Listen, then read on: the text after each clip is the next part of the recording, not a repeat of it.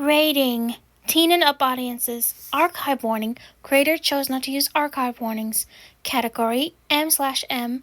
Fandoms. One Piece. Relationship. Sabo/Trafalgar D. Waterlaw. Characters. Sabo. Trafalgar D. Waterlaw. Additional tags. Disclaimer. One shot. Alternate universe. Alternate universe modern setting. Cafe AU. Alternate universe coffee shops and cafes. No smut. Language English. Hello, this is Blue Knight 20. You can call me DG.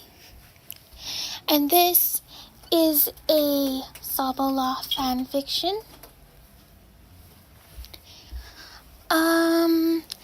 The title is Coffee Cute.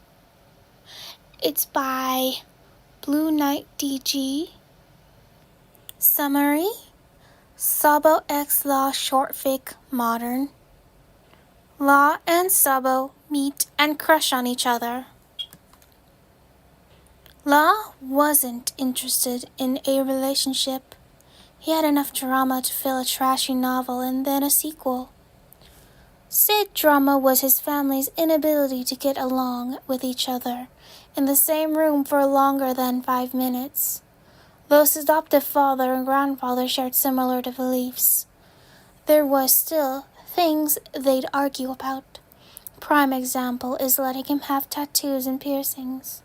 They did not reconcile for 3 weeks. He sighed as he'd been stuck watching them during family dinner. It didn't help that he had to sit next to his cousin and her new boyfriend. She wouldn't stop crying every time he looked at her. Not his fault that his default glare scared her. She's such a crybaby. His uncle was also annoying because he kept trying to talk to him. Thinking about how they were annoying did him no favor as he walked into the coffee shop with a book in hand and his bag on his shoulder. He's come to this coffee shop to relax while on spring break. His college class let out early so the teacher could go home and pick up her kids. Law sat at the window away from the door. He placed his bag on a chair next to him and placed the book on the table. Opening his bag, he pulled out his laptop and some headphones. He has no intention of making small talk, and he was a regular at this cafe, so they knew the drill by now. Law has a tab at this cafe where he has at least 2 dishes, 1 dessert, and 3 drinks. The drinks start with coffee, then water, ending with a tea of the server's choice. Today was cold soup and a salad. There was a young man who walked into the cafe. He didn't notice Law at first, content with purchasing a few things for his friends when he finished his errands. It was only after he left the store that he saw him. He paused near the window to watch Law ignore the world around him. He hummed and resumed on his way. It took him a few days to see him again. Law sat in the lounge on a couch with his laptop in front of him.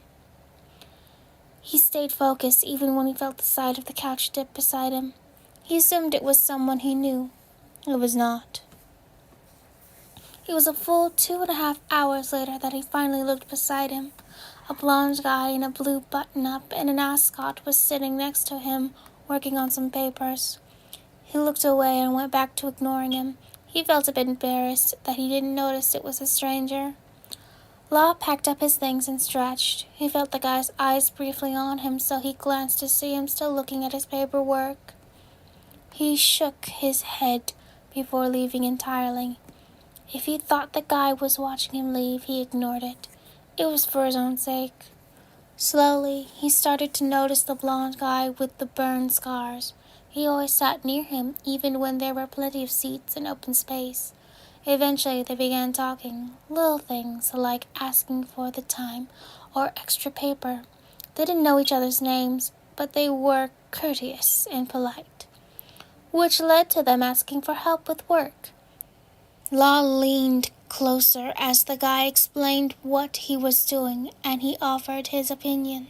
The guy smiled, and he gave a small one in return. "I never told you my name, did I?" he said. Law said he never did either. He laughs. "It's Sabo," he said. Law told Sabo his name, and they eventually talked about personal things. They got to know each other. He didn't give Sabo his number, but he did say he had a favorite cafe that was run by some friends. "We should go there sometime," he told him. Sabo liked that idea and said as much. So they did, and had a pleasant time. Unbeknownst to either of them, their respective groups watched this all happen with various degrees of support. Law's family was not as supportive as his friends, but that was a story for another time. That's the end of the fic, and I'd like to say Merry Christmas and Happy New Year. I'm sure I'll have another video up soon afterwards. Well, not too soon, but just something festive for the occasion. So look forward to that. And goodbye.